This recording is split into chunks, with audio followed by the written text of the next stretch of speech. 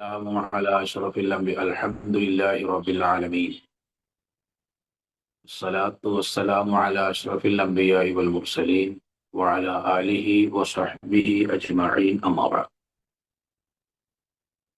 സഹോദരന്മാരെ സഹോദരികളെ, നമസ്കാരം എന്ന ശ്രേഷ്ഠമായ ആരാധനയുടെ മുൻപേ നമ്മൾ പാലിക്കേണ്ട ശാരീരിക മാനസികമായ ഒരുക്കങ്ങളെ പറ്റിയാണ് ഇത്രയും ക്ലാസ്സുകൾ നമ്മൾ വിശദീകരിച്ചത്. നമുക്കറിയാം, മിഅ്റാജിന്റെ രാത്രി നബി സല്ലല്ലാഹു അലൈഹി വസല്ലമ അള്ളാഹിന്റെ അടുക്കൽ ചെന്നിട്ട് വാങ്ങിക്കൊണ്ടുവന്ന ഇബാദത്താണ് നമസ്കാരം. ആ കയറിപ്പോകുന്ന ഓരോ ആകാശങ്ങളിലും മലക്കുകൾ നമസ്കാരത്തിന്റെ ഓരോ രൂപത്തിൽ നിൽക്കുന്നവര്, റുക്കൂഴിൽ നിൽക്കുന്നവര്, സുജൂദിൽ കിടക്കുന്നവര്, അതിന്റെ എല്ലാം ഒരു സാകല്യമാണ് നമസ്കാരം. ഇന്നഹു യുനാജി റബ്ബഹു, നമസ്കാരത്തിൽ മനുഷ്യൻ അള്ളാഹുവിനോട് സ്വകാര്യ സംഭാഷണം നടത്തുക.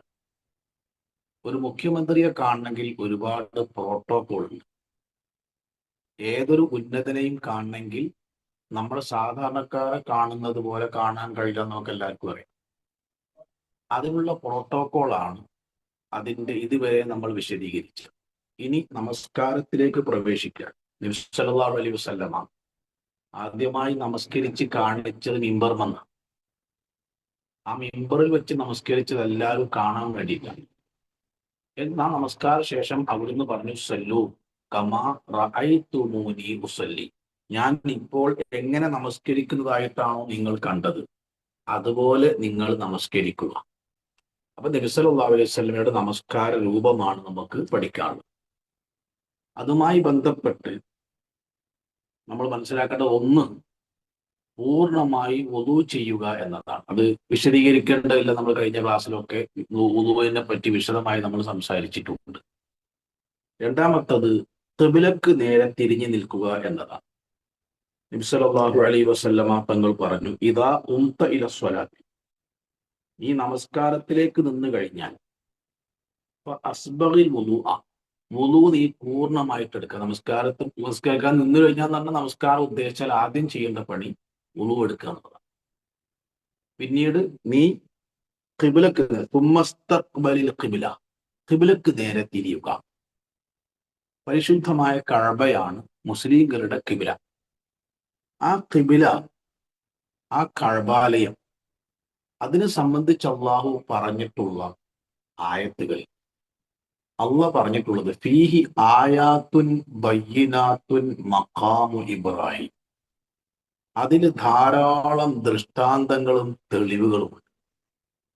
സത്യത്തിൽ കുടുംബ ജീവിതം നയിക്കുന്ന ആളുകൾക്ക് വലിയ പാഠമാണ് കഅബാലയം നൽകുന്നത്. ഒരു കുടുംബത്തിന്റെ ഊഷ്മളമായ ബന്ധവും പരസ്പര സഹകരണവുമാണ് സത്യത്തിൽ കഅബാലയത്തിന്റെ പിറവിയിലേക്ക് നയിച്ചിട്ടുള്ളത്. ഒരു ബാപ്പയും മകനും ഉമ്മയും കട്ടക്ക് നിന്നാൽ ലോകാത്ഭുതം സൃഷ്ടിക്കാൻ കഴിയും എന്ന് കാണിക്കുന്നതാണ് കഅബ. നമുക്കറിയാം, ഇബ്രാഹിം നബി അലൈഹി സ്വലാത്തു വസ്സലാം തൻ്റെ നാട്ടിൽ നിന്ന് മക്കയിലേക്ക് വന്നത് 3 തവണയാണ്. അതിൽ ഒരു തവണ വന്നത് ഭാര്യനെയും മകനെയും അവിടെ ആക്കിയിട്ട് പോകാൻ വേണ്ടിയിട്ടാണ്. രണ്ടാമത്തെ വരവ് വന്നത് മകനെ അറക്കാനാണ്. മൂന്നാമത്തെ വരവ് വന്നത് ഈ കഅബാലയം പടുത്തുയർത്താനും പുനർനിർമ്മിക്കാനുമാണ്. അങ്ങനെ വന്നിട്ട് ഇബ്രാഹിം അലൈഹി സ്വലാത്തു വസ്സലാം മകനോട് ചോദിച്ചു, ഞാൻ കഅബാലയം പുനർനിർമ്മിക്കാൻ ഉദ്ദേശിക്കുന്നു, നീ എന്നെ സഹായിക്കുമോ? ആ മകൻ പൂർണ്ണ സമ്മതം കൊടുക്കുന്നു. അങ്ങനെ ഇബ്രാഹിം അലൈഹി സ്വലാത്തു വസ്സലാം പടുക്കുന്നു. ഇസ്മായിൽ നബി അലൈഹി സ്വലാത്തു വസ്സലാം സാധന സാമഗ്രികൾ എടുത്തു കൊടുക്കുന്നു. ഒരു ഊഷ്മളമായ കുടുംബ ബന്ധം നമ്മൾക്ക് കാണാൻ കഴിയും കഅബയിൽ. ഒന്ന്. രണ്ടാമത്തത്, ലോക മുസ്ലിങ്ങളുടെ ഐക്യം. എല്ലാവരും ഒരേ ഖിബ്ലയിലേക്ക്. മൻ സ്വല്ലാ സ്വലാത്തന വസ്തഖ്ബല ഖിബ്ലതന വഅകല ദബീഹതന ഫദാലിക്കൽ മുസ്ലിം ലഹു ദിമ്മത്തുല്ലാഹി വദിമ്മത്തു റസൂലിഹി ഔ കമാ ഖാല അലൈഹി സ്വലാത്തു വസ്സലാം. നാം നമസ്കരിക്കുന്നത് പോലെ നമസ്കാരത്തിന്റെ രൂപം ഒന്ന്. ഞാൻ നമസ്കരിക്കുന്നത് പോലെ നമസ്കരിക്കുന്നവൻ, നമ്മൾ തിരിയുന്ന ഖിബിലയിലേക്ക് തിരിയുന്നവൻ, നാം അറുത്തത് ഭക്ഷിക്കുന്നവൻ, അവൻ മുസ്ലിമാണ്. അപ്പോൾ ഖിബിലക്ക് നേരെ തിരിഞ്ഞു നിൽക്കുന്ന ഒരു വിശ്വാസി പറയാതെ പറഞ്ഞുകൊണ്ടിരിക്കുന്നത് ഞാൻ മുസ്ലിമാണ്, മുസ്ലിമാണ്, മുസ്ലിമാണ്. ഇബ്രാഹിം അലൈഹി സ്വലാത്തു വസ്സലാം പറഞ്ഞു അങ്ങനെ, വാന അവ്വലുൽ മുസ്ലിമീൻ, ഞാൻ ആദ്യത്തെ മുസ്ലിമാണ്. ആ പ്രഖ്യാപനമാണ് ഖിബിലക്ക് നേരെ തിരിഞ്ഞു നിൽക്കുമ്പോൾ ഒരു വിശ്വാസി നടത്തിക്കൊണ്ടിരിക്കുന്നത്. മൂന്നാമത്തെ സംഗതി, കഅബ നമുക്ക് നൽകുന്ന സന്ദേശം, ഇദാ അറാദല്ലാഹു ബി അബ്ദിൻ ഖൈറ, ഒരടിമക്ക് അള്ളാഹു ഒരു ഖൈറ് ഉദ്ദേശിച്ചാൽ, സാധാരണ നമ്മുടെ നാട്ടിൽ പറയല് അയാൾക്ക് കുറെ സ്വത്തും മുതലും കൊടുക്കുകയാണ്.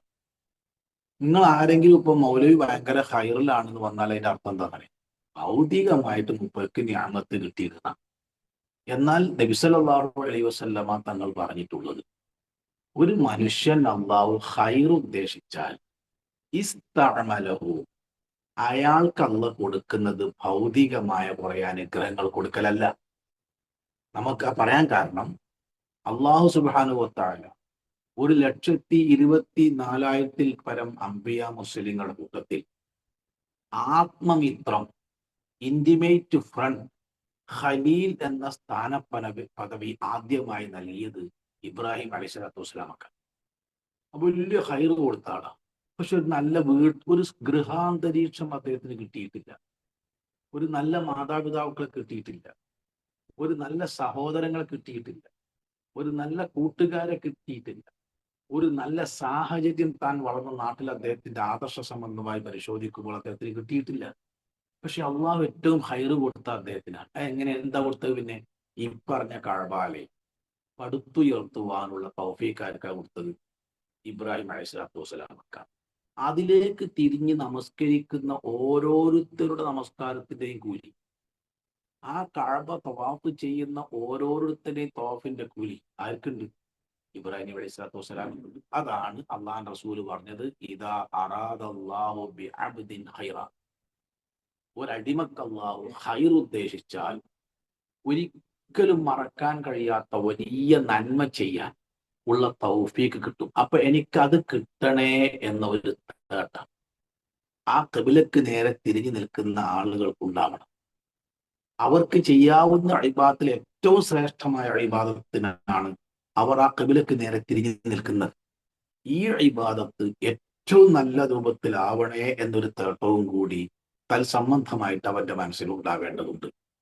മാത്രമല്ല, കഅബാലയം പടുത്തുയർത്തിയതിനു ശേഷം അള്ളാഹു ഇബ്രാഹിം അലൈഹി സ്വലാത്തു വസ്സലാമോട് ആവശ്യപ്പെട്ടു, വഅദ്ദിൻ ഫിന്നാസി ബിൽ ഹജ്ജ് യഅ്തൂക റിജാലൻ വഅലാ കുല്ലി ളാമിരിൻ യഅ്തീന മിൻ കുല്ലി ഫജ്ജിൻ അമീൻ.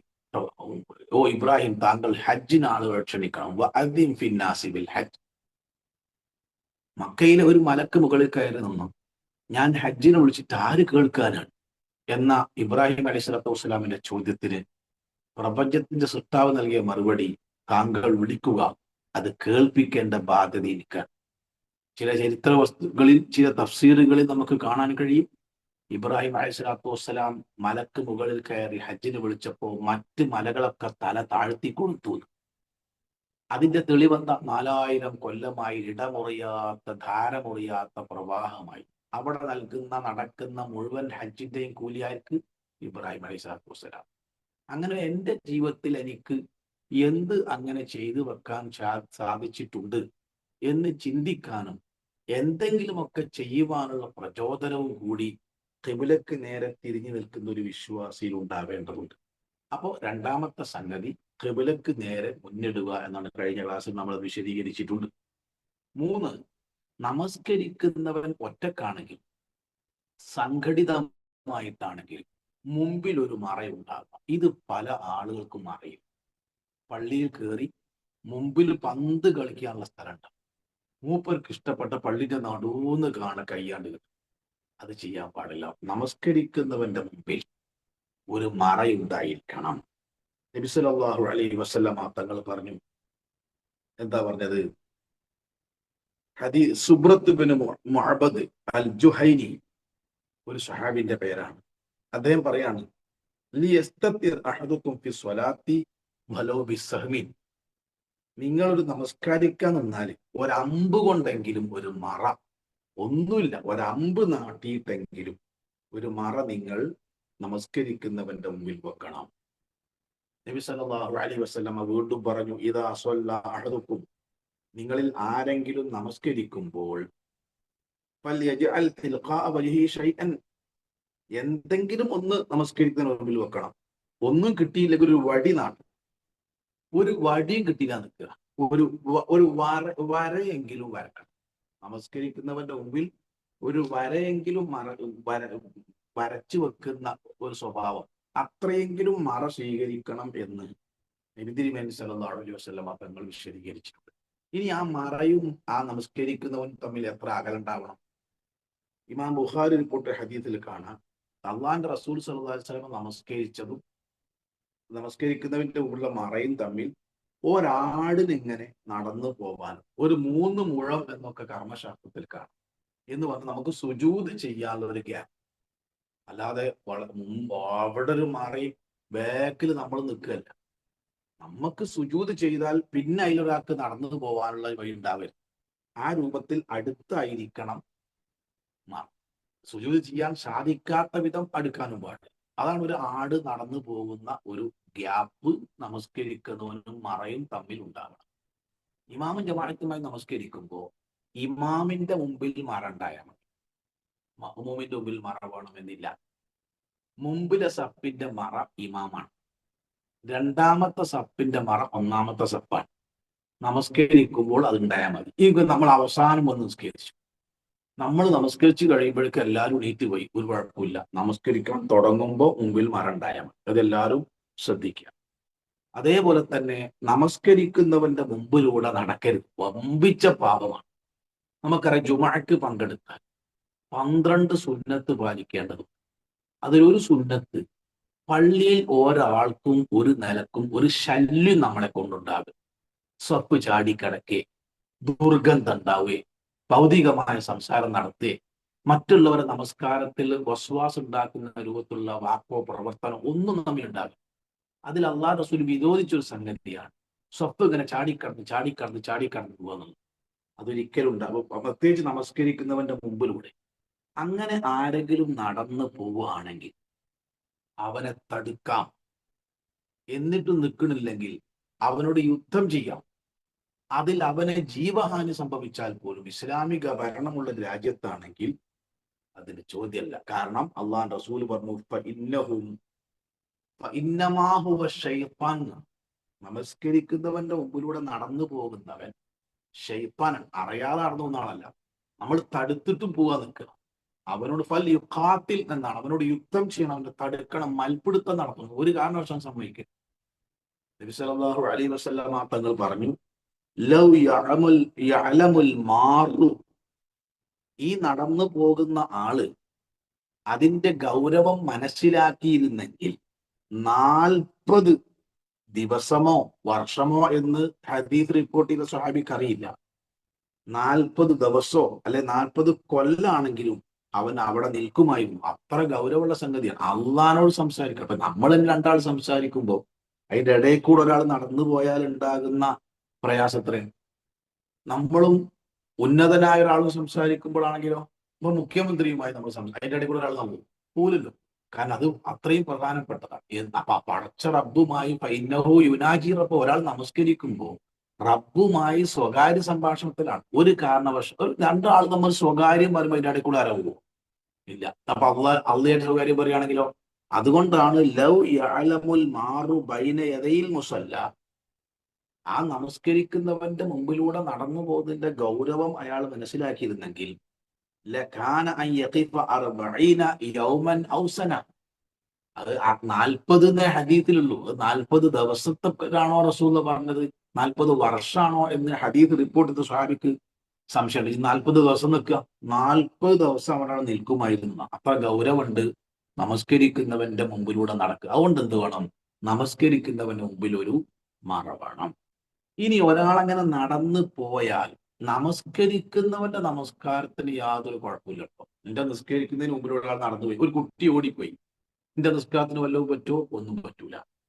ഇന്നഹു ലാ യഖ്തഉ സ്വലാത്ത് ഷൈഉൻ, നമസ്കാരം അതൊന്നും മുറിച്ച് കളയില്ല. നിസ്കരിക്കുന്നവന്റെ നിസ്കാരത്തിന് ഒരു കുഴപ്പമുണ്ടാവില്ല. എങ്കിൽ വലാക്കിൻ ദർഊ മസ്തതാഅത്തും, നിങ്ങൾക്ക് കഴിവിന്റെ പരമാവധി നിങ്ങളത് തടുക്കണം.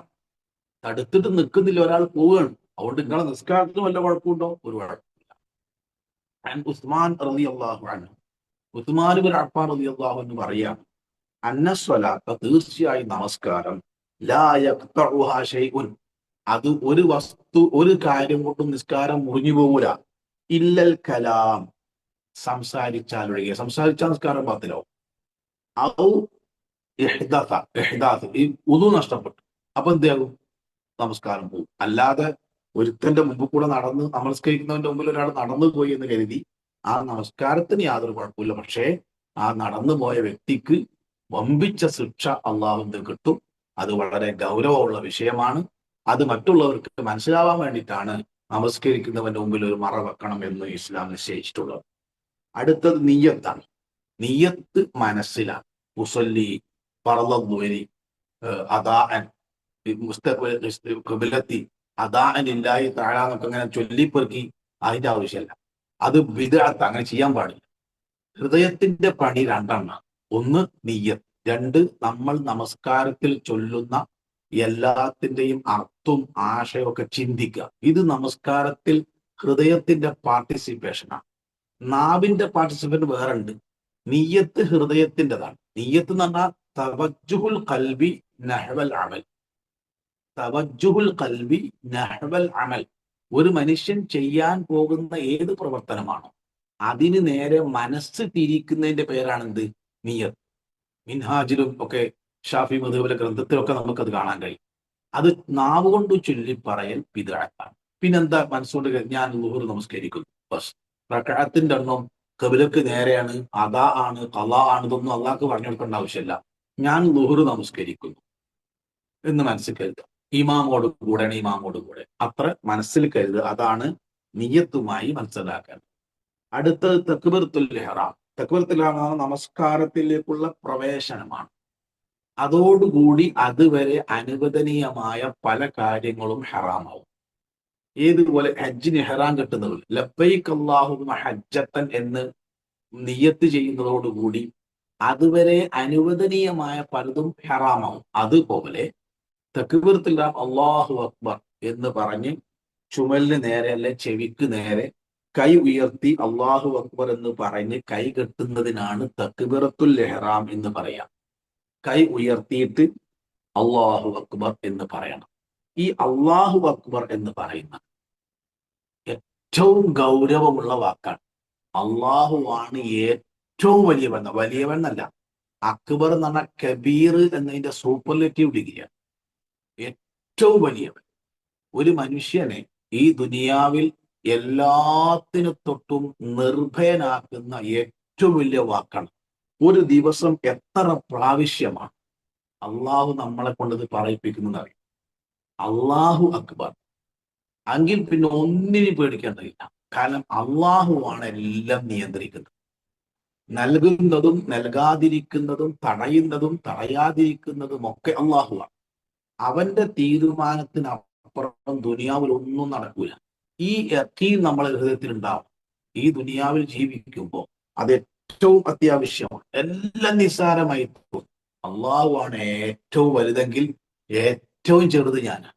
അള്ളാഹു അക്ബർ എന്നതിന്റെ രണ്ടാമത്തെ അർത്ഥം എന്താ അറിയും? ഒന്ന്, അള്ളാഹുവാണ് ഏറ്റവും വലിയവൻ എന്നാണെങ്കിൽ രണ്ടാമത്തെ അർത്ഥം ഞാൻ ഏറ്റവും ചെറിയവനായി. ദുനിയാവിലെല്ലാം ഏറ്റവും ചെറുതാണ്. എല്ലാം നിസ്സാരമായി തോന്നാം. ഇബ്രാഹിം അലൈഹിസ്സലാത്തു വസ്സലാമക്ക് അവര് ശത്രുക്കൾ ഉണ്ടാക്കിയ തീക്കുണ്ടാരത്തിന്റെ മുമ്പിൽ നിൽക്കുമ്പോൾ ഒരു ഭയമില്ലാത്തത് എന്തുകൊണ്ടാണ്? അള്ളാഹുവാണ് ഇതൊക്കെ നിയന്ത്രിക്കണം. അവൻ കരിയണം എന്ന് തീരുമാനിച്ചണോ? കരിയും. തീരുമാനിച്ചില്ലെങ്കിലോ? നടക്കൂല. ആരെന്ത് തീരുമാനിച്ചിട്ടും കാര്യമില്ല.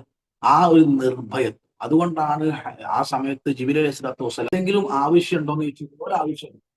ഒരാവശ്യമില്ല. ഹസ്ബി അല്ലാഹു വ നിഅമൽ വക്കീൽ എന്ന് അള്ളാഹ് പറഞ്ഞയച്ചത് ജിബ്രീൽ അലൈഹിസ്സലാത്തു വസ്സലാം.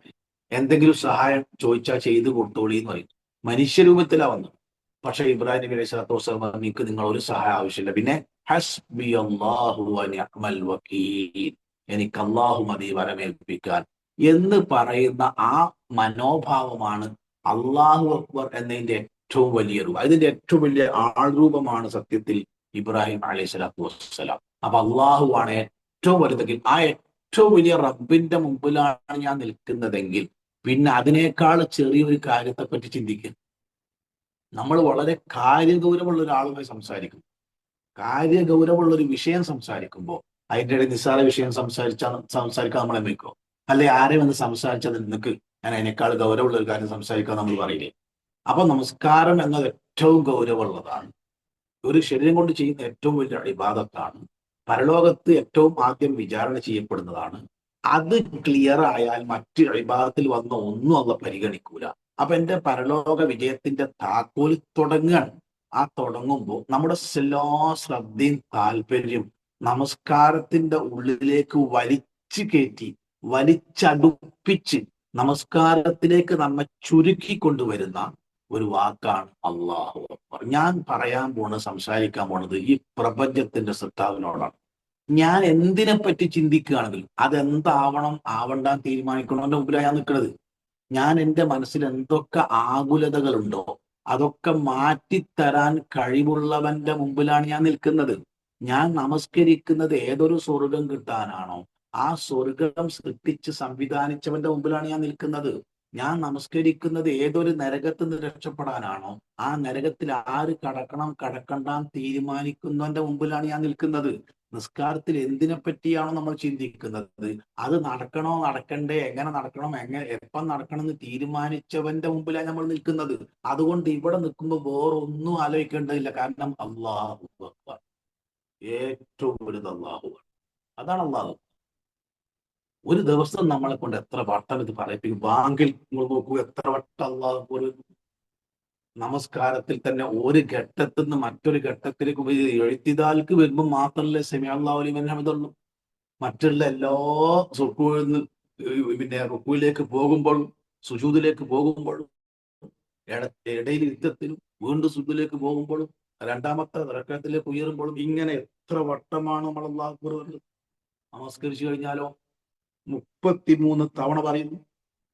പെരുന്നാളായാൽ ഒരു മനുഷ്യൻ മാസം കണ്ടത് മുതൽ, ചെറിയ പെരുന്നാളാണെങ്കിൽ മാസം കണ്ട് പെരുന്നാൾ ഉറപ്പിച്ചത് മുതൽ ഈദ് ഗാഹിൽ ഇമാം അള്ളാഹു അക്ബർ, അതും അള്ളാഹു അക്ബർ തന്നെയാണ്, അള്ളാഹു അക്ബർ എന്ന് പറയുന്നത് വരെ നിരന്തരമായി നമ്മൾ തക്ബീറ മുഴക്കണം.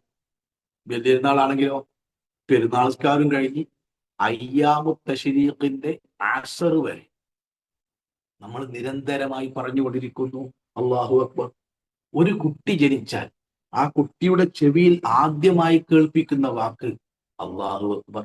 മയ്യത്ത് നിസ്കാരത്തിൽ 4 തക്ബീറത്തുൽ ഇഹ്റാമാണ്, 4 റക്അത്തല്ല.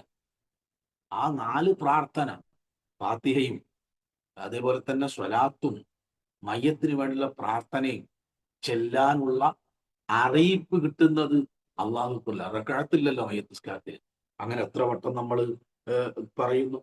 അതുപോലെ തന്നെ പെരുന്നാൾ നിസ്കാരത്തിൽ ആദ്യത്തെ റക്അത്തിൽ 7 പ്രാവശ്യം, രണ്ടാമത്തെ റക്അത്തിൽ 5 പ്രാവശ്യം തക്ബീറത്തുൽ ഇഹ്റാം കൂടാതെ അല്ലാഹു അക്ബർ എന്ന് പറയുന്നു. ഇങ്ങനെ ഉറങ്ങാൻ പോകുമ്പോൾ ജംറത്തുൽ അഖബയിൽ ജംറയിൽ എറിയുമ്പോൾ ഓരോ അയറും അള്ളാഹു അള്ളാഹു. ഇങ്ങനെ ഒരു മനുഷ്യന്റെ ജീവിതത്തിൽ അള്ളാഹു ഒട്ടനവധി തവണ നമ്മെ പറയിപ്പിക്കുന്നതാണ് അള്ളാഹു അക്ബർ. അതൊരു വലിയ സന്ദേശമാണ് മനുഷ്യനെ സംബന്ധിച്ചിടത്തോളം. അള്ളാഹു അക്ബർ, അള്ളാഹുവിന്റെ ഇഷ്ടമാണ് ഏറ്റവും വലുത്. അള്ളാഹുവിന്റെ കോപമാണ് ഏറ്റവും പരിഗണിക്കേണ്ടത്. അവന്റെ സാമീപ്യമാണ് ഏറ്റവും വലിയ നേട്ടം. അവനിൽ നിന്ന് അവന്റെ കോപമാണ് ഏറ്റവും, അവന്റെ ശിക്ഷയാണ് ഏറ്റവും വലിയ ശിക്ഷ. അവന്റെ പ്രതിഫലമാണ് ഏറ്റവും നല്ല പ്രതിഫലം. അവനാണ് എല്ലാത്തിനേക്കാളും നമ്മൾക്ക് പ്രതീക്ഷ നൽകുന്നതും രക്ഷ നൽകാൻ അധികാരം കഴിവുള്ളവൻ. ഈ അള്ളാഹു അക്ബർ എന്നവന്റെ വാക്കിന്റെ ആശയം അർത്ഥമൊന്നും പറഞ്ഞാൽ തീരൂല. സത്യവിശ്വാസികളെ ശത്രുക്കൾക്ക് മുമ്പിൽ വളരെ അങ്കുലി പരിമിതരായി നിൽക്കുമ്പോൾ പോലും ബദർ യുദ്ധത്തിൽ അടക്കം ശത്രുക്കൾക്ക് നേരെ നെഞ്ചി വിരിച്ചു നിൽക്കാൻ അവർക്ക് പ്രചോദനം നൽകിയത് അള്ളാഹു അക്ബർ എന്ന ആ വചനത്തിലെ ആശയമാണ് എന്ന് നമ്മൾ മനസ്സിലാക്കേണ്ടതുണ്ട്. അങ്ങനെ അള്ളാഹു അക്ബർ എന്ന് പറഞ്ഞ് കൈ ഉയർത്തണം. അത് കൈ ഉയർത്തുന്നത് 3 രൂപത്തിലാണ്. അബ്ദുല്ലാഹിബ്നു ഉമർ റളിയല്ലാഹു അൻഹു റിപ്പോർട്ട് ചെയ്ത ഹദീസിൽ കാണാം, അന്ന റസൂലുള്ളാഹി സ്വല്ലല്ലാഹു അലൈഹി വസല്ലം, നബി സല്ലല്ലാഹു അലൈഹി വസല്ലമ കാന യർഫഉ ഹബിബ മൻകിബൈഹി, നബി സല്ലല്ലാഹു അലൈഹി വസല്ലമ പിന്നെ ചുമരിനു നേരെ കൈ ഉയർത്താറുണ്ടായിരുന്നു. എപ്പോ? ഇദഫ്തഹസ്സലാത്തു, നമസ്കാരം തുടങ്ങുമ്പോൾ, തക്ബീറത്തുൽ ഇഹ്റാമിൽ, വ ഇദാ കബ്ബറ ലിറുകൂഇ, റുകൂഇലേക്ക് പോകുമ്പോൾ, വ ഇദാ റഫഅ റഅസഹു മിനർ റുകൂഇ, റുകൂഇൽ നിന്ന് ഉയരുമ്പോൾ, വലാ യഫ്അലു, അത് ചെയ്തിരുന്നില്ല. ആദ്യം തക്ബീറത്തുൽ ഇഹ്റാമിൽ റുകൂഇലേക്ക് പോകുമ്പോഴും അല്ലാഹുവിന്റെ റസൂല് തക്ബീർ ചൊല്ലാറുണ്ട്, ചുമലിന് നേരെ കൈ ഉയർത്താറുണ്ട്. എന്നാൽ റുകൂഇൽ നിന്ന് ഉയരുമ്പോൾ അങ്ങനെ ചെയ്യാറുണ്ടായിരുന്നില്ല. എന്നാൽ ഹീന യർഫഉ റഅസഹു മിന സുജൂദി, സുജൂദിൽ നിന്ന് ഉയരുമ്പോൾ എന്ത് പറയും? അല്ലാഹു അക്ബർ എന്ന് പറയും. അപ്പോ തക്ബീറത്തുൽ ഇഹ്റാം, അല്ലാഹു അക്ബർ എന്ന് പറയുന്ന വ്യത്യസ്ത സന്ദർഭങ്ങളാണ് ഈ പറഞ്ഞത്. രണ്ടാമത്തെ റക്അത്തിൽ നിന്ന് ഉയരുമ്പോഴും അല്ലാഹു അക്ബർ എന്ന് പറയാറുണ്ടായിരുന്നു. ഒരു റക്അത്ത് കഴിഞ്ഞ് അടുത്ത റക്അത്തിലേക്ക് വരിക, അപ്പോഴും എന്ത് ചെയ്യും? അല്ലാഹു അക്ബർ എന്ന് പറയും. നബി സല്ലല്ലാഹു അലൈഹി വസല്ലം തങ്ങൾ പറഞ്ഞ ഹദീസിൽ കാണാം നമ്മൾക്കാക്ക വിഷയം, വഇദാ ഖാമ മിന റക്അത്തൈനി റഫഅ യദൈഹി, ഒന്നാമത്തെ റക്അത്ത് കഴിഞ്ഞ് അല്ലെ രണ്ടാമത്തെ റക്അത്ത് കഴിഞ്ഞ് മൂന്നാമത്തെ റക്അത്തിലേക്ക് കടക്കുമ്പോൾ എന്ത് ചെയ്യും? കൈ ഉയർത്തും. തക്ബീറത്തുൽ ഇഹ്റാം പറയും, അതോടൊപ്പം കൈ ഉയർത്തും. കൈ ഉയർത്തുന്ന സന്ദർഭം റുകൂഇലേക്ക് പോകുമ്പോൾ, റുകൂഇൽ നിന്ന് ഉയരുമ്പോൾ.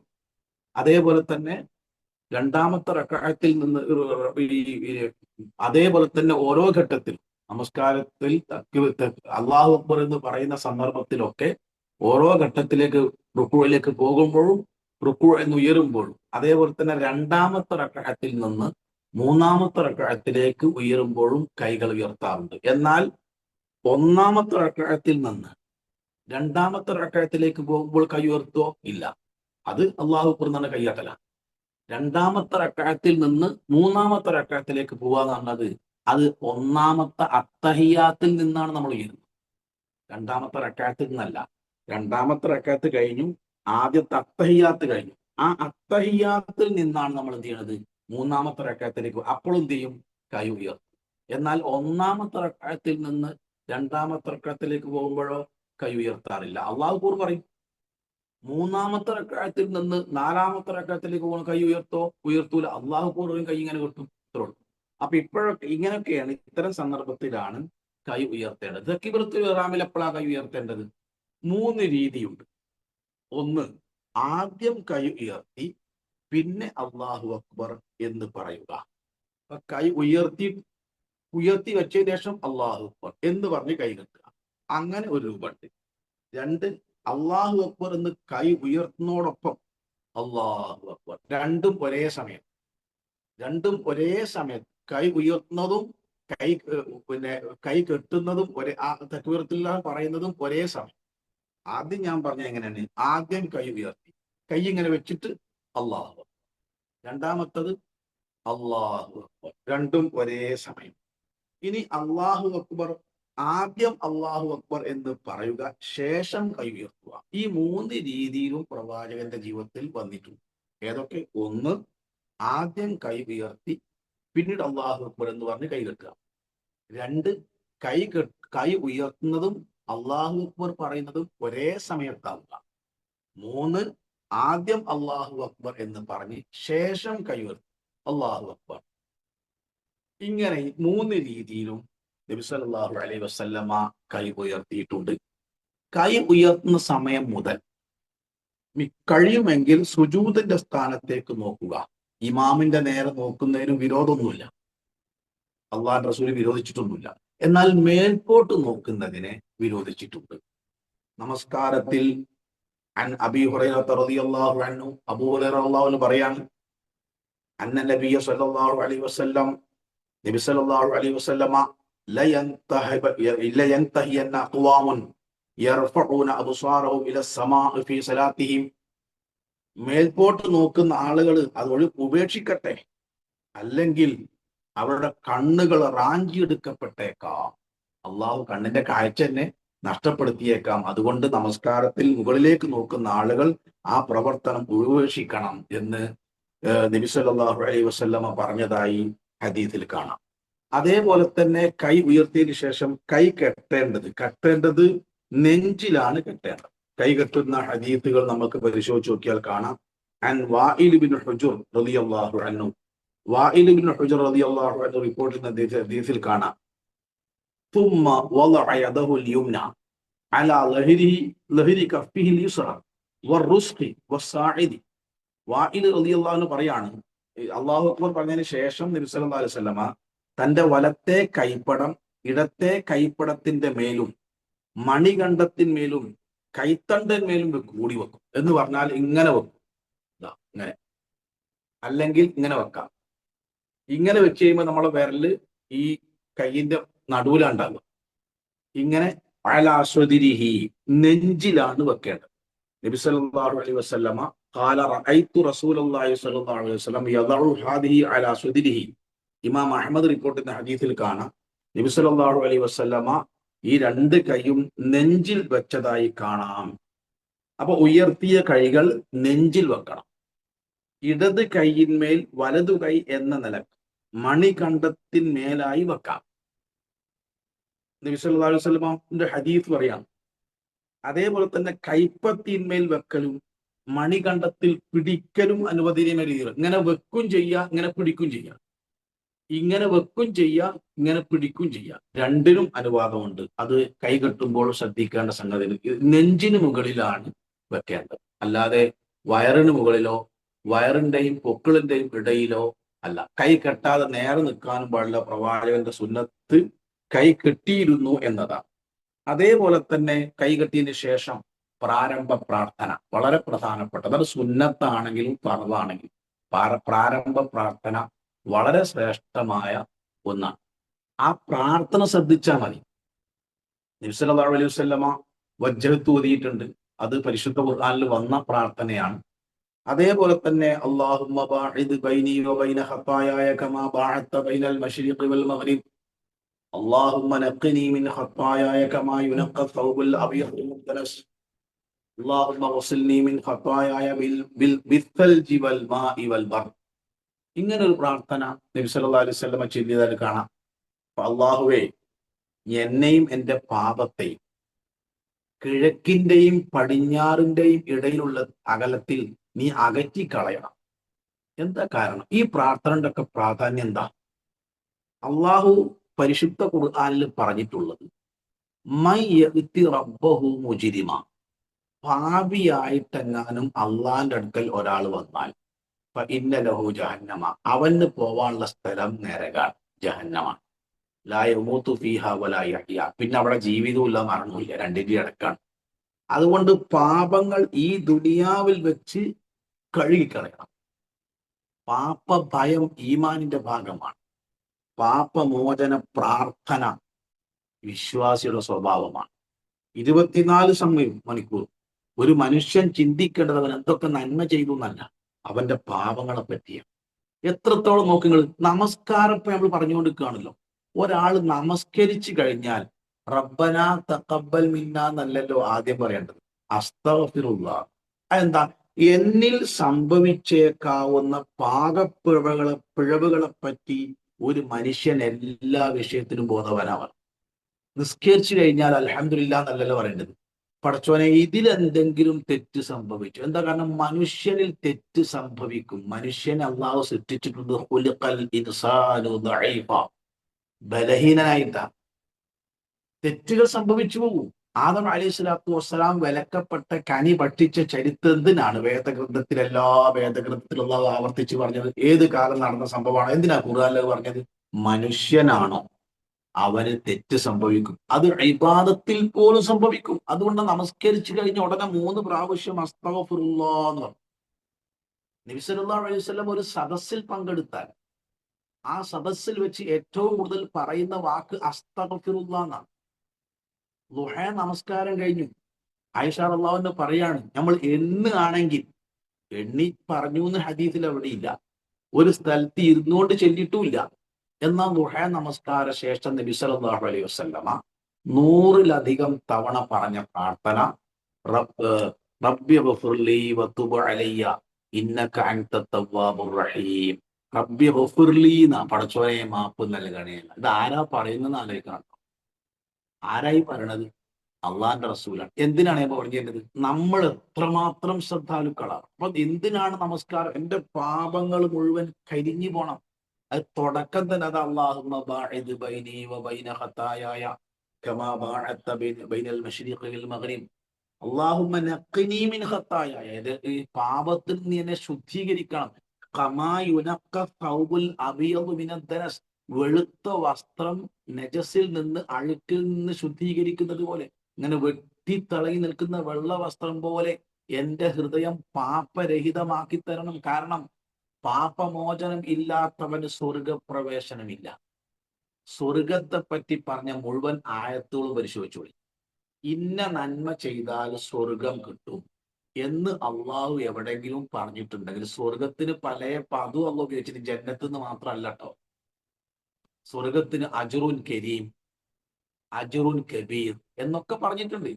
ആ അജ്റുൻ കരീം മാന്യമായ പ്രതിഫലം, അജ്റുൻ കബീർ വമ്പിച്ച വലിയ പ്രതിഫലം കിട്ടുന്ന പ്രവർത്തനം പറയുന്ന ആയത്തുകൾ പരിശോധിച്ചോളൂ. ആ സ്വർഗത്തെ പറ്റി പറയുന്നതിന്റെ മുമ്പ് അള്ളാഹു മഗ്ഫിറത്തിനെ പറ്റി പറഞ്ഞിട്ടുണ്ടാവും.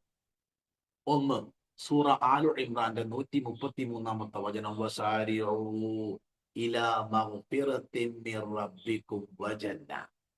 നിങ്ങൾ പാപമോചനത്തിലേക്കും സ്വർഗത്തിലേക്കും ധൃതിപ്പെടണം. എന്തിനാ പാപമോചനം? പാപമോചനം ഇല്ലാത്തവന് സ്വർഗപ്രവേശനമില്ല. 2, സൂറത്ത് ഹദീദ്, സാബിഖൂ ഇലാ മഗ്ഫിറത്തിൻ മിർ റബ്ബിക്കും വജന്ന. പാപമോചനത്തിലേക്കും സ്വർഗത്തിലേക്കും നിങ്ങൾ ധൃതിപ്പെടണം. കാരണം പാപമായിട്ട് പരലോകത്തെത്തിയാൽ ജഹന്നമ, നമുക്ക് നരകമാണുള്ളത്. അതുകൊണ്ട് നിസ്കാരത്തിൽ തുടക്കത്തിൽ പടച്ചോനോട് പറയാണ്, എന്റെ എല്ലാ പാപങ്ങളും നീ എനിക്ക് പുറത്തു തരണം.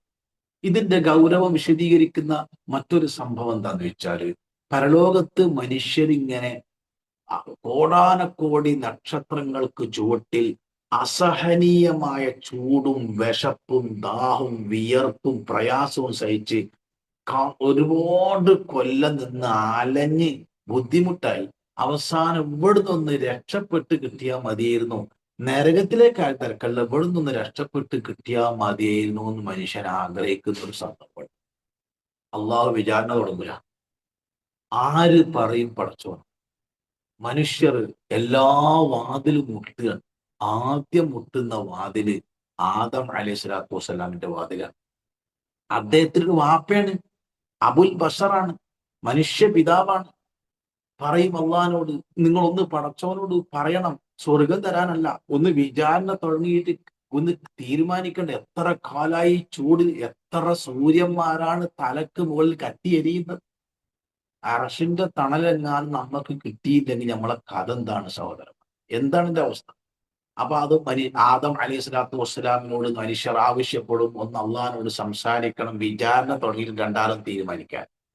ആദം അലൈഹിസ്സലാത്തു വസ്സലാം പറയും, ഞാൻ പറയൂല. എന്തേ? ഒരു തെറ്റ് ആലോചിക്കണങ്ങൾ.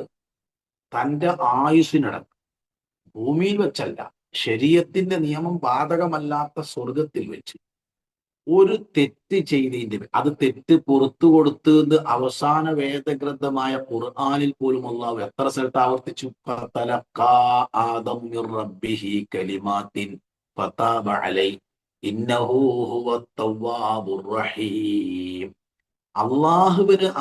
അള്ളാഹു ആദൻ നബിക്ക് ചില വചനങ്ങൾ പഠിപ്പിച്ചു കൊടുത്തു എന്നും ആ വചനം ആദം അലൈഹിസ്സലാത്തു വസ്സലാം ഉരുവിട്ടു എന്നും അവരുടെ പശ്ചാത്താപം അള്ളാഹു സ്വീകരിച്ചു എന്നും ഖുർആൻ എത്ര സ്ഥലത്ത് പറഞ്ഞു. അള്ളാഹ് പുറത്തു കൊടുത്തു എന്ന് പറഞ്ഞിട്ടും ഒരു പ്രവാചകനായിരുന്നിട്ടും തന്റെ ജീവിതത്തിൽ സംഭവിച്ച ഒരു തെറ്റിന്റെ പേരിൽ മനുഷ്യർക്ക് വേണ്ടി ഒന്ന് സംസാരിക്കാൻ നമ്മുടെ പിതാവ് തയ്യാറാവാത്ത പരലോകത്ത് കണ്ടെയ്നർ കണക്കിന് തെറ്റുമായിട്ട് വരുന്ന നമ്മളെ അവസ്ഥ എന്താ? അതാലോചിച്ചിട്ട് വേണം ഇത് പറയാൻ. ഇതെങ്ങാൻ അള്ളാഹ് പൊറുത്തുന്നില്ലെങ്കിൽ ഇന്നഹു മയ്യഅതി റബ്ബഹു മുജ്രിമ ഫഇന്ന ലഹു ജഹന്നമ. ഓൻക്ക് പോകാനുള്ളത് നരക. എന്നിട്ട് ഓരോരുത്തർ ചോദിക്കുകയാണ്, സുന്നത്തുസ്കാരത്തിൽ ഈ പ്രാർത്ഥന ചൊല്ലണോണ്ടെന്ന് അവനാൻ തീരുമാനിച്ചോളി. അവനാൻ ഒരു പാവമില്ലേ ചൊല്ലണ്ട. അള്ളാന്റെ റസൂൽ ചൊല്ലി, അള്ളാന്റെ റസൂല് ചൊല്ലിയ പ്രാർത്ഥനയാണ് നിങ്ങൾ. അപ്പൊ നമ്മൾ ചൊല്ലണ്ട നമ്മൾ തീരുമാനിക്കണം. ആദം അലൈഹി സ്വലാത്തു വസ്സലാം പറയും, നിങ്ങൾ നൂഹ് അലൈഹി സ്വലാത്തു വസ്സലാമിന് എടുത്ത് പോയി നോക്കി. ആദ്യത്തെ റസൂലാണ്. 950 കൊല്ലം യാതനയുടെ, വേദനയുടെ, അവഗണനയുടെ, ആക്രമണത്തിന്റെ മുൾക്കിരീടം എന്ന് പറഞ്ഞാൽ എത്ര പ്രയാസം സഹിച്ച് ദഅവത്ത് നടത്തിയ മറ്റൊരു പ്രവാചകനെ കാണാൻ കഴിയൂല. നിങ്ങൾക്കറിയാം, 950 വർഷം ഓരോ ദിവസവും 10 പേരെങ്കിലും നൂഹ് അലൈഹി സ്വലാത്തു വസ്സലാമിനെ അടിക്കാത്ത ദിവസമല്ല. അത് സാധാരണ അടിയല്ല, അടിച്ച് തള്ളിയിട്ട് മരിച്ചു എന്ന് തോന്നിട്ട് അവർ പോവുക. അവര് പോയതിന് ശേഷം ഈ സാധു നീറ്റ് മുഖമൊക്കെ തുടച്ച് രക്തമൊക്കെ തുടച്ച് കഴുകി വീണ്ടും തള്ളുത്താണ്. ഒരു ദിവസം 950 കൊല്ലത്തിലെ ഓരോ ദിവസവും 10 ആളുകളെങ്കിലും നൂഹ് അലൈഹി സ്വലാത്തു വസ്സലാമിനെ തല്ലാത്ത ദിവസമല്ല. ഇന്നീ ദഅഉതു ഖൗമീ ലൈലൻ വനഹാറ ഫലം യജിദുഹും ദുആഇ ഇല്ലാ ഫിറാറ. സൂറത്ത് നൂഹ് മറിച്ചു നോക്കിയാൽ അദ്ദേഹത്തിന്റെ മനസ്സിന്റെ ഗദ്ഗതം ശരിക്കും നമുക്ക് കേൾക്കാൻ പറ്റും. ദഅവത്ത് രംഗത്ത് നൂഹ് അലൈഹി സ്വലാത്തു വസ്സലാം അനുഭവിച്ച വേദന അത് ശരിക്ക് സൂറത്ത് നൂഹ് മറിച്ചു നോക്കിയാൽ നമുക്ക് കാണാൻ പറ്റും. സഹോദരന്മാരെ, നമ്മൾക്കൊക്കെ ഉള്ള സന്തോഷം എന്താണ്? എന്തെങ്കിലുമൊക്കെ പ്രയാസം ബുദ്ധിമുട്ടുണ്ടെങ്കിൽ പുരയിലെത്തി ഭാര്യയും മക്കളായിട്ട് കൂടിയിരുന്നാൽ അതെല്ലാം മാറുന്ന അങ്ങനെ ഒരു സൗഭാഗ്യം അദ്ദേഹത്തിനുണ്ടോ? ഇല്ലല്ലോ. അദ്ദേഹത്തിന്റെ ഏറ്റവും വലിയ ശത്രു ആരായിരുന്നു? തന്റെ ഭാര്യ, സ്വന്തം ഭാര്യ. ഇപ്പൊ നൂഹ് അലൈഹി സ്വലാത്തു വസ്സലാം നിങ്ങളെ നാട്ടിൽ വന്നിട്ട് അള്ളാഹനെ മാത്രമേ ആരാധിക്കാവൂ, അള്ളാഹു അല്ലാത്ത ആരെയും ആരാധിക്കരുത് എന്ന് പ്രസംഗിച്ചു പോയാൽ പിറ്റേന്ന് നിങ്ങളെ നാട്ടിൽ അങ്ങാടിയിൽ ഒരു ബോർഡ് കാണാം, നൂഹ് നബിക്ക് മറുപടി. ആരാ? മൂപ്പര പെണ്ണുങ്ങൾ തന്നെ. നിങ്ങൾ ആലോചിച്ച് നോക്കി. ആ സ്ത്രീ വന്നിട്ട് എന്താ വിളിച്ചു പറയുന്നത് അറിയാം? എന്റെ ഭർത്താവ് ഇന്നലെ അവിടെ വന്ന് എന്തൊക്കെയോ പറഞ്ഞു പോയിട്ട് മൂപ്പർക്ക് തലക്ക് സുഖമല്ല. ആരാ വിശ്വസിക്കാണ്ടിരിക്കുക? സ്വന്തം ഭാര്യ ഭർത്താവ് മാനസിക രോഗം ഉണ്ട് എന്ന് പറഞ്ഞാൽ ആരാ വിശ്വസിക്കാണ്ടിരിക്കുക? ഇങ്ങനെ സ്വന്തം വീട്ടിലും നാട്ടിലും നിരന്തരമായി അക്രമത്തിന്റെയും ഒറ്റപ്പെടുത്തലും അനുഭവിച്ച് 950 കൊല്ലം തഴവത്താണ്. ഇന്നഹു കാന അബ്ദൻ ശകൂറ. നന്ദിയുള്ള ഒരു അടിമയാണ് കേട്ടോ അദ്ദേഹം എന്ന് ലോക ചരിത്രത്തിൽ ഒരു മനുഷ്യനെ പറ്റി അള്ളാഹു പറഞ്ഞത് നൂഹ് അലൈഹി സ്വലാത്തു വസ്സലാമിനെ പറ്റിയാണ്. സൂറത്ത് ഇസ്രായിൽ മറിച്ച് നോക്കിയാൽ കാണാം, ഇന്നഹു കാന അബ്ദൻ ശകൂറ. നന്ദിയുള്ള ഒരു അടിമയാണ്. ഉലുൽ അസ്മീങ്ങളിൽപ്പെട്ട പ്രവാചകരാണ് മുഹമ്മദുൻ, ഇബ്രാഹിമു, മൂസ കലീമുഹു, ഈസാ ഫനൂഹുൻ ഹും ഉലുൽ അസ്മി ഫഅലമി. ഉലുൽ അസ്മികളിൽപ്പെട്ട 5 പ്രവാചകന്മാരെ സെലക്ട് ചെയ്തതിൽ ഒരാളാണ് നൂഹ് അലൈഹി സ്വലാത്തു വസ്സലാം. അദ്ദേഹത്തിന്റെ അടുക്കിലേക്ക് പോകാനാണ് ആര് പറഞ്ഞത്? ആദം അലൈഹി സ്വലാത്തു വസ്സലാം. നമ്മളെല്ലാവരും കൂടി നൂഹ് നബിന്റെ അടുത്ത്. അദ്ദേഹം പറഞ്ഞു, ഞാൻ പറയില്ല. എന്താ കാര്യം? നിനക്കറിയാലോ, എന്റെ ഒരു മകൻ കാഫറായി ചത്തുപോയി. ആ മകന് വേണ്ടി ഞാൻ അള്ളാഹിനോട് പൊറുക്കലിനെ തേടി. അത് അള്ളാഹ്ക്ക് ഇഷ്ടപ്പെട്ടില്ല. അള്ളാഹ് പുറത്തു കൊടുത്തില്ലേ? എത്ര സ്ഥലത്ത് പറഞ്ഞു? അള്ളാഹു സുബ്ഹാനഹു വ തആല എത്ര സ്ഥലത്താണ് നൂഹ് അലൈഹി സ്വലാത്തു വസ്സലാമിന് പുറത്തു കൊടുത്ത കഥ പറഞ്ഞത്? നിങ്ങൾ ആലോചിച്ച് നോക്കി. ഇത്രയും നന്മ ചെയ്തൊരു മനുഷ്യൻ ജീവിതത്തിൽ സംഭവിച്ച ഒരു അബദ്ധം നാവ് കൊണ്ട് സ്വന്തം രക്തത്തിൽ പറഞ്ഞ കുട്ടി മുശ്രിക്കായി ചത്ത് പടച്ചോനെ നാളെ നരകത്ത് കിടക്കണലിന്റെ കുട്ടി എന്ന് ആലോചിച്ചൊരു ബാപ്പയുടെ ആധി അള്ളാഹിനോട് പങ്കുവെച്ചപ്പോ അള്ളാഹ് പറഞ്ഞു, നൂഹെ ചോദിക്കരുത് കേട്ടോ, എനിക്ക് വിവരമില്ലാത്ത കാര്യം. ഉടനെ നൂഹ് പറഞ്ഞു,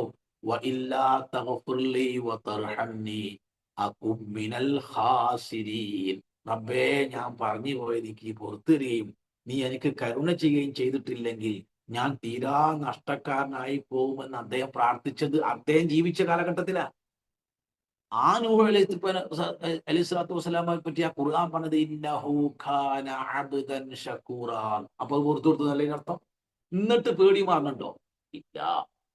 എന്നിട്ട് നൂഹ് അലൈഹി സ്വലാത്തു വസ്സലാം നമ്മളെ പറഞ്ഞയക്കും, നിങ്ങൾ ഇബ്രാഹിം നബി അലൈഹി സ്വലാത്തു വസ്സലാമിന്റെ അടുത്ത് പോയി നോക്കി.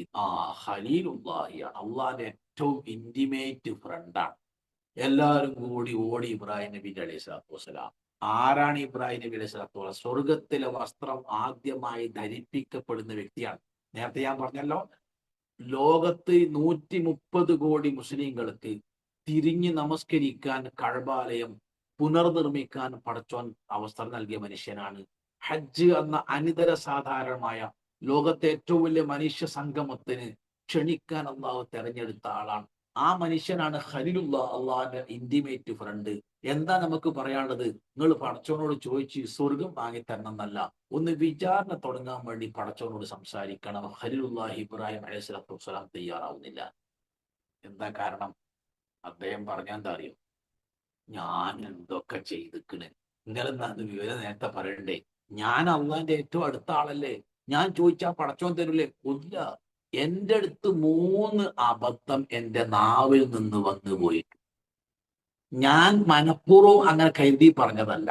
അള്ളാഹ്ക്ക് വേണമെങ്കിൽ ആ 3ഉം തെറ്റായി കണക്കാക്കി തന്നെ ശിക്ഷിക്കാം. അങ്ങനെ എന്റെ ആയുസിന്റെ അടുത്ത് നിങ്ങൾ ആലോചിക്കണം, ഈ മനുഷ്യൻ ആരാ? സ്വന്തം മകന്റെ കഴുത്തിൽ കത്തി വെച്ച മനുഷ്യനാ. അള്ളാഹ്ക്ക് വേണ്ടി തനിക്ക് ഒരു കുഞ്ഞിനെ സംഭാവന ചെയ്ത ഭാര്യനെയും ആ കുഞ്ഞിനെ പിയ്യം വിടാത്ത പ്രായത്തില് ഒരാൾ പോലും ഇല്ലാത്ത മക്കളിൽ ഉപേക്ഷിക്കാൻ തയ്യാറായ ബാപ്പന്റെ പേരാണ് ഇബ്രാഹിം നബി അലൈഹി സ്വലാത്തു വസ്സലാം. അവിടുന്ന് തിരിഞ്ഞു പോരുമ്പോ ഇബ്രാഹിം നബി അലൈഹി സ്വലാത്തു വസ്സലാം തിരിഞ്ഞു നോക്കിയിട്ടില്ല. തിരിഞ്ഞു നോക്കിയാൽ മടക്കി വിളിക്കുന്ന 4 കണ്ണുകൾ ഉണ്ടായിരുന്നു. ഒന്ന് ഭാര്യന്റെ 2 കണ്ണാണെങ്കിൽ മറ്റത് പിയ്യം വിടാത്ത ആ കുട്ടിന്റെ 2 കണ്ണുകളായിരുന്നു. തിരിഞ്ഞു നോക്കാതെ പോകുന്ന ഇബ്രാഹിം അലൈഹി സ്വലാത്തു വസ്സലാമിയോട് ഹാജറ ആവർത്തിച്ച് ചോദിച്ച് ചോദ്യങ്ങൾ എങ്ങട്ടാ പോണത് ഉണ്ടില്ല. അവസാനം ചോദിച്ചു, അല്ലാഹു അമറക ബിഹാദ, അല്ല ഇബ്രാഹിം, ഇത് അള്ളാഹ് കൽപ്പിച്ചിട്ടാണോ നമ്മൾ ചെയ്യണത്? തല എങ്ങനെ ആട്ടി. മുണ്ടാൻ അദ്ദേഹത്തിന് ഒരു മനുഷ്യനല്ലേ, അത്ര ത്യാഗം സഹിച്ചു. എങ്കിൽ നിങ്ങൾ പോയിക്കോളി, നിങ്ങൾ ബേജാറാണ്, ഞങ്ങളെ കാര്യം പടച്ചോ നോക്കിക്കോളും എന്നാണ് ഹാജറ ബീവി പറഞ്ഞത്. അങ്ങനെ പോയി ഹാജറ ബീവിന്റെ കണ്ണിൽ നിന്ന് മറഞ്ഞു. ഒരു പർവ്വതത്തിന്റെ മറവിലെത്തിയപ്പോ വീണ്ടും അവർക്ക് നേരെ തിരിഞ്ഞ് ഇബ്രാഹിം നബി അലൈഹി സ്വലാത്തു വസ്സലാം നടത്തിയ ഒരു പ്രാർത്ഥന ഉണ്ട്. ആ പ്രാർത്ഥനയിൽ ഒരു പിതാവിന്റെ സർവഗദ്ഗതമുണ്ട്, ഒരു ഭർത്താവിന്റെ എല്ലാ മനോദുഃഖമുണ്ട്. റബ്ബനാ ഇന്നി അസ്കൻതു മിൻ ദുർരിയതി ബിവാദിൻ ഗൈറ ദീ സറഇൻ ഇൻദ ബൈതികൽ മുഹറം റബ്ബനാ ലിയുഖീമുസ്സലാ ഫജ്അൽ അഫ്ഇദതൻ മിനൻ നാസി തഹ്വി ഇലൈഹിം വർസുഖ്ഹും മിനത് തമറാത്തി ലഅല്ലകും തഷ്കുറൂൻ. പടച്ചോനെ, ഒരു മനുഷ്യനും ആളും വാളും ഇല്ലാത്ത ഒരു സ്ഥലത്ത് എന്റെ ചോര പൈതലിനെയും എന്റെ ഭാര്യനെയും ഞാൻ ഉപേക്ഷിച്ചു പോവാണ് റബ്ബേ, അവരെ നീ സംരക്ഷിക്കണം എന്ന ആ പിതാവിന്റെ പ്രാർത്ഥന. ഇത്ര ത്യാഗം ചെയ്തൊരു മനുഷ്യൻ. ആ മനുഷ്യൻ പറയാണ്, എന്റെ നാവിന്ന് വന്നു പോയ 3 അബദ്ധങ്ങൾ. പൊന്നാര സഹോദരന്മാരെ, നമ്മളെ നാവിന്ന് പിന്നെ അബദ്ധം വെക്കാൻ സ്ഥലം ഉണ്ടാവൂ? നിങ്ങൾ ആലോചിച്ച് നോക്കി. എന്താണ് ആ അബദ്ധം? ഒന്ന്, ജനങ്ങളെല്ലാവരും വിഗ്രഹാരാധകരാണ്. വിഗ്രഹാരാധനയും ഖബറാരാധനയും ഖബർ പൂജയും ഖബർ ജാറും ഉള്ളോട്ട് സ്വാഭാവികമായി ഉണ്ടാകുന്ന ഒന്നാണ് ഉത്സവം. നേർച്ച എന്ന് പറയും ഇന്നത്തെ ഭാഷയിൽ, കണ്ടു എന്ന് തന്നെയാണ്. ആ ഉത്സവത്തിന് പോവാൻ വേണ്ടി ജനങ്ങൾ ഇബ്രാഹിമിനെ ക്ഷണിച്ചു. അള്ളാഹനെ മാത്രം ആരാധിക്കുന്ന, അള്ളാഹു അല്ലാത്തവരെ ആരാധിക്കുന്നതിൽ മനോവിഷമത്തോടുകൂടി നടക്കുന്ന ഈ മനുഷ്യൻ പിന്നെ അള്ളാഹ് അല്ലാത്തവരെ ആരാധിക്കുന്ന നീർച്ചക്ക് പോവോ? അപ്പൊ അദ്ദേഹം എന്ത് പറഞ്ഞു? ഇന്നി സഖീം, ഞാൻ രോഗിയാണ് എന്ന്. അദ്ദേഹം ഉദ്ദേശിച്ച രോഗം എന്താണ്? നിങ്ങൾ ഈ ചെയ്യുന്ന ഷിർക്കിൽ എന്റെ മനസ്സിന് വളരെ പ്രയാസമുണ്ട്, അതാണ് രോഗം എന്ന പദം കൊണ്ട് അദ്ദേഹം ഉദ്ദേശിച്ചത്. പക്ഷെ അള്ളാഹ്ക്ക് വേണേ എന്ത് ചെയ്യുക? അദ്ദേഹത്തിന് ജലദോഷം ഉണ്ടോ? ഇല്ല. പനി ഉണ്ടോ? ഇല്ല. വയറ്റുനോക്കുണ്ടോ? ഇല്ല. എന്നാ പിന്നെ രോഗിയാണെന്ന് ഒരു കളവായി വേണമെങ്കിൽ അള്ളാഹ്ക്ക് രേഖപ്പെടുത്താവുന്ന ഒരു പദം ആലോചിച്ചു. അത് ആ ഒരു ഞാൻ വലിയ പേടിയിലാണ് ഈ മനുഷ്യൻ പറഞ്ഞു. രണ്ടാമത്തത്, ആദ്യ ഭാര്യ സാറ റളിയല്ലാഹു അൻഹ അതീവ സുന്ദരിയായിരുന്നു. അവർ കൂടെ യാത്ര ചെയ്യുമ്പോൾ ഒരു നാട്ടിൽ കൂടെ കടന്നു പോകുമ്പോൾ ആ നാട്ടിലെ രാജാവിനൊരു സ്വഭാവമുണ്ട്, സുന്ദരികളായ സ്ത്രീകളെ കണ്ടാൽ പിടിച്ചു. അങ്ങനെ രാജാവ് കണ്ട് ചോദിച്ചു, ഇതാരാണ്? ഭാര്യയാണെന്ന് പറഞ്ഞാൽ ചിലപ്പം മൂപ്പർക്ക് വിട്ടുകൊടുക്കേണ്ടി വരും. അപ്പം ഇബ്രാഹിം നബി അലൈഹി സ്വലാത്തു വസ്സലാം, ഉഖ്തി എന്ന് എന്റെ സഹോദരിയാണ്. സഹോദരി എന്ന് പറഞ്ഞാൽ ലോകത്തുള്ള എല്ലാവരും സഹോദര സഹോദരി. ഇന്നമൽ മുഅ്മിനൂന ഇഖ്വ, ഖുർആൻ പറഞ്ഞാണല്ലോ. എല്ലാ വിശ്വാസികളും ആങ്ങളെയും പെങ്ങളുമാണ് എന്ന് പറഞ്ഞാൽ കല്യാണം കഴിക്കാൻ പാടില്ല അല്ല. ഒരു സാഹോദര്യം, നമ്മൾ ഒരു ഉമ്മന്റെയും ബാപ്പന്റെയും മക്കളല്ലേ, ആ അർത്ഥത്തിലാണ് ഇബ്രാഹിം നബി പറഞ്ഞത്. പക്ഷേ അള്ളാഹ്ക്ക് വേണമെങ്കിൽ ഭാര്യനെ എങ്ങനെ സഹോദരി എന്ന് പറയും എന്ന് പറഞ്ഞിട്ട് തന്നെ സൂക്ഷിക്കാം. 3, വിഗ്രഹത്തെ അടിച്ചുടച്ചു. ഇവർ ഉത്സവത്തിന് പോയപ്പോ തിരിച്ചു വന്നപ്പോൾ ഇവർ കണ്ടു ആരാണ് ഇത് ചെയ്തെന്നുള്ള ചർച്ച വന്നു. അപ്പൊ അവരിൽപ്പെട്ട ഒരാൾ പറഞ്ഞു, സമിഅന ഫതൻ, ഒരു യുവാവിനെ പറ്റി ഞാൻ കേട്ടിട്ടുണ്ട്, യദ്കുറുഹും, അവൻ ഇതിനെപ്പറ്റി കുറ്റം പറയാറുണ്ട്, യുഖാലു ലഹു ഇബ്രാഹിം, ഇബ്രാഹിം നേറ്റാണ് മൂപ്പരെ പേര്. കൊണ്ടുവരാൻ പറഞ്ഞു. അഅൻത ഫഅൽത ഹാദാ ബി ആലിഹത്തിനാ യാ ഇബ്രാഹിം, അല്ല ഇബ്രാഹിമേ, നീയാണോ ഈ വിഗ്രഹത്തെ തച്ചുടച്ചത്? യെസ് ഓർ നോ, അതാണല്ലോ പറയേണ്ടത്. പക്ഷേ ഇബ്രാഹിം നബി അലൈഹി സ്വലാത്തു വസ്സലാം വിഗ്രഹത്തിന് യാതൊരു കഴിവുമില്ല എന്ന് ബോധ്യപ്പെടുത്താൻ അവരോട് പറഞ്ഞു, ആ വലിയ വിഗ്രഹത്തോട് ചോദിച്ചു നോക്കി എന്ന് പറഞ്ഞാൽ ഞാൻ അല്ല എന്നൊരു ധ്വനി. അല്ല എന്ന് പറഞ്ഞീനോ? ഇല്ല. ചോദ്യത്തിന് ഉത്തരം സത്യത്തിൽ ഒന്നുകിൽ ഞാനാണ്, ഞാനല്ല എന്നാ പറയേണ്ടത്. പിന്നെ ഇബ്രാഹിം നബി മറുപടി പറഞ്ഞു, എന്തിനാ? വിഗ്രഹത്തോട് ചോദിച്ചു നോക്കി, വലിയ വിഗ്രഹം ഉണ്ടല്ലോ അവിടെ നിൽക്കുന്നത്, അതിന് പ്രതികരിക്കാൻ കഴിയുക എന്ന് അവരെ ബോധ്യപ്പെടുത്താനാണ്. പക്ഷെ അള്ളാഹ്ക്ക് വേണമെങ്കിൽ എന്നോട് അതൊന്നും അല്ലല്ലോ ചോദിച്ചത്, ഈ ആണോ വിഗ്രഹം ഉടച്ചത്, ആ ഒന്നും ഉണ്ട്, ആണ് അല്ല എന്ന് പറയേണ്ടടുത്ത് അല്ല എന്നുള്ള ധ്വനി നീ പറഞ്ഞത് ഒരു കളവായിട്ട് വേണമെങ്കിൽ അള്ളാഹ്ക്ക് രേഖപ്പെടുത്താം. നിങ്ങൾ ആലോചിച്ച് നോക്കി സഹോദരന്മാരെ, ഈ പ്രവാചകന്മാരൊക്കെ അവരുടെ ജീവിതത്തിൽ സംഭവിച്ചു പോയ ഈ സ്ഖലിതത്തിന്റെ പേരിൽ പരലോകത്ത് ബേജാറിലാണ്. എന്റെയും കളി അവസ്ഥ എന്താ എന്ന് മനസ്സിലാക്കിയിട്ട് വേണം ഈ പ്രാർത്ഥന യാന്ത്രികമായിട്ട് ചിന്തയേണ്ടി പോകാൻ. ഇസ്ലാമിൽ നമസ്കാരത്തിൽ അത്തഹിയ്യാത്താവട്ടെ, സ്ഥലാത്താവട്ടെ, ദുആ ആവട്ടെ, ഈ പ്രാർത്ഥനയാവട്ടെ, നമ്മളൊക്കെ അവസ്ഥ എന്താ അറിയോ? ഒരു യാന്ത്രികമായി. അത് മാത്രമല്ല, മദ്രസയിൽ നിന്ന് പഠിച്ച ആ സ്പീഡിൽ ചെല്ലിയില്ല, കിട്ടൂല. ചില മനുഷ്യന്മാർ യാസിൻ ഊതിയാ തീരില്ലല്ലോ, ഏതോ ഒരു ആയത്ത് തട്ടി റീ അടിക്കും. എന്ത് അർത്ഥം അറിഞ്ഞിട്ടല്ലല്ലോ ഓതുന്നത് എന്ന് പറഞ്ഞതുപോലെ, അല്ലാഹുമ്മ ബാഇദ് ബൈനി വ ബൈന ഖത്തായ റബ്ബേ, ഈ നിസ്കാരത്തിന് ഞാൻ സലാം വീട്ടുന്നതിന് മുമ്പ് എന്റെ എല്ലാ പാപങ്ങളെയും പുറത്തു തരണം. പാപവും ഞാനും യാതൊരു ബന്ധമുണ്ട്, എത്ര അടുത്ത് നിന്ന് പറയണം. എന്തൊക്കെ പാപങ്ങളുണ്ട്, അതൊക്കെ നമ്മളെ മനസ്സിലേക്ക് വരണ്ടേ? ഇതെല്ലാം അറിയണോന്റെ മുമ്പിലാണല്ലോ ഇപ്പൊ ഞാൻ നിൽക്കുന്നത്. ഇതൊക്കെ ഞാൻ ആരാന്ന് എന്നെക്കാൾ കൂടുതൽ അറിയാവുന്ന ഒരു സൃഷ്ടാവിന്റെ മുമ്പിലാണല്ലോ ഞാൻ നിൽക്കുന്നത്, അല്ലേ? ആ സൃഷ്ടാവ് അവന്റെ മലക്കിലൂടെ ഇതൊക്കെ രേഖപ്പെടുത്തിയിട്ടുണ്ടല്ലോ. അത് അവൻ മായ്ച്ചു കളഞ്ഞിട്ടില്ലെങ്കിൽ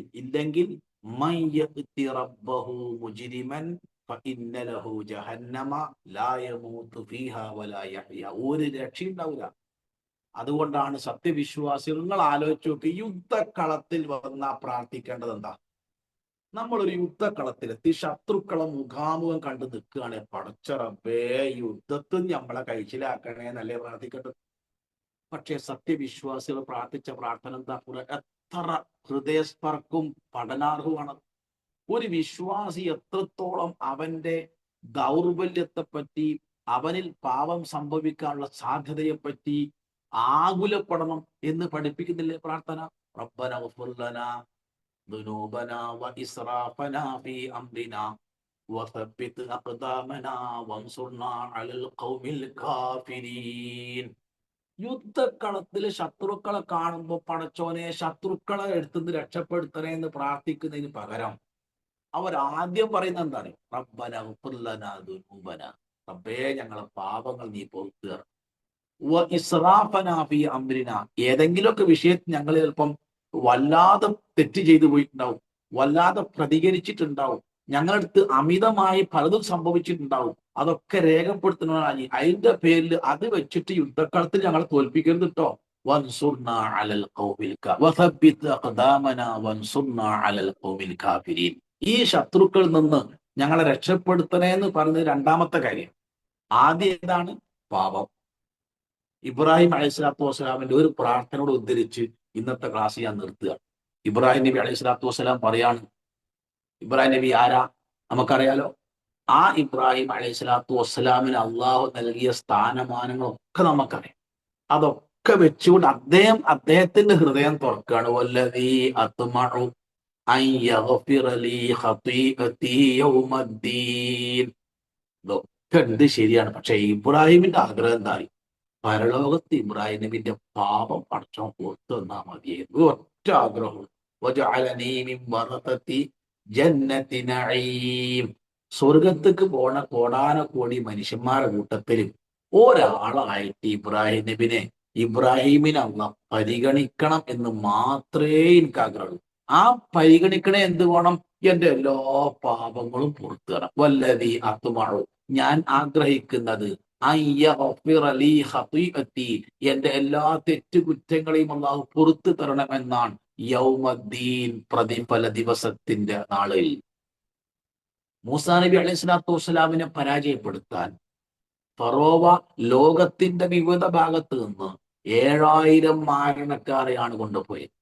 ഇന്ത്യയിൽ നിന്ന് പോലും അന്ന് ഈജിപ്തിലേക്ക് കപ്പൽ മാർഗം ഈ മാരണക്കാര് സിഹിർ ചെയ്യുന്ന മാജിക്കിന്റെ ആളുകൾ പോയിട്ടുണ്ട് എന്നാണ് ചരിത്രം. എന്താ സംഭവിച്ചത്? ഇവരാണ് ആദ്യം വിശ്വസിച്ചത്. അവർക്ക് മാജിക് എന്താണെന്നറിയാം. മുഅ്ജിസത്ത് കണ്ടപ്പോൾ ഓൽക്ക് മനസ്സിലായത് മുഅ്ജിസത്താണ്, മാജിക്കല്ല. മാജിക് എന്താന്ന് അറിയുന്നവർക്കല്ലേ അത് മാജിക് ആണോ അല്ലെന്ന് മനസ്സിലാവുള്ളൂ. നമുക്ക് രണ്ടും ഒരുവാണ്. പക്ഷെ ഓൽക്ക് മാജിക് എന്താന്ന് അറിയാം.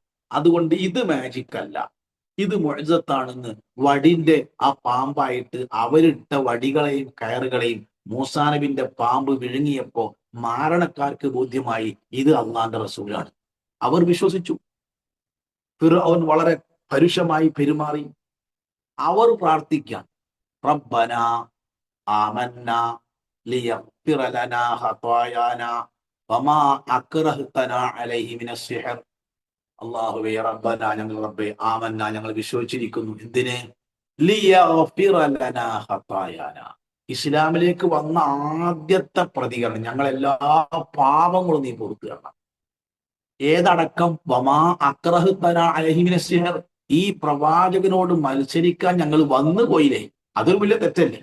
അതടക്കം ഞങ്ങളുടെ ജീവിതത്തിലെ എല്ലാ പാപങ്ങളും നീ പുറത്തു തരണം എന്ന മാരണക്കാരുടെ പ്രാർത്ഥനയും നമ്മൾ ചേർത്ത് വെക്കുക. അതുകൊണ്ട് സഹോദരന്മാരെ, ഈ പ്രാരംഭ പ്രാർത്ഥന അല്ലാഹുമ്മ ബാഇദ് ബൈനി വബൈന ഖതായായ എന്ന് പ്രാർത്ഥിക്കുമ്പോൾ സ്വർഗപ്രവേശനത്തിന് തടസ്സമായി നിൽക്കാവുന്ന നമ്മുടെ എല്ലാ തെറ്റുകുറ്റങ്ങളും നമ്മുടെ മനസ്സിലേക്ക് വരികയും അതെല്ലാം റബ്ബിന്റെ മുമ്പിൽ കഴുകിക്കളയാൻ വേണ്ടി തേടുകയും ചെയ്യുന്ന മാനസികാവസ്ഥയിലേക്ക് നമ്മൾ വരണം. പിന്നീടുള്ള ഫാത്തിഹയും സൂറത്തും റുക്കൂഉം സുജൂദും ഇഅ്തിദാലും അത്തഹിയാത്തും സലാത്തും ദുആയും ഒക്കെ ഇതിന് ബലപ്പെടുത്തുന്ന കാര്യങ്ങളായി നമ്മുടെ ജീവിതത്തിലേക്ക് വരണം. അപ്പോൾ ഈ ബോധം നമസ്കാരം കഴിയുന്നത് വരെ നിലനിർത്താൻ നമ്മൾ ശ്രമിക്കണം. അള്ളാഹു ഈ രൂപത്തിൽ നമ്മുടെ ഇബാദത്തിനെ സമഗ്രമായി ചിട്ടപ്പെടുത്തി യഥാർത്ഥ നമസ്കാരക്കാരായി ജീവിക്കുവാനും മരിക്കുവാനും നമ്മെ അനുഗ്രഹിക്കുമാറാവട്ടെ.